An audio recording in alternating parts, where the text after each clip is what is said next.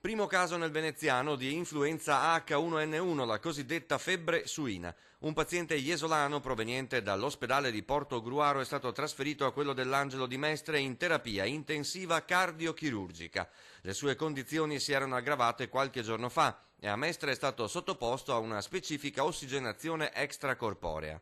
Qui gli esami clinici hanno confermato l'infezione da virus AH1N1. Il paziente è in condizioni critiche ma stabili. Il Dipartimento di Prevenzione dell'ULSS 12 ha segnalato un secondo caso sospetto su cui sono in corso i necessari accertamenti. Si tratta di un utente attualmente ricoverato nel reparto di malattie infettive dell'ospedale dell'Angelo. Intanto l'assessore regionale all'agricoltura Franco Manzato rassicura che il ceppo influenzale che sta circolando anche in Veneto non ha alcun collegamento con il consumo della carne di maiale.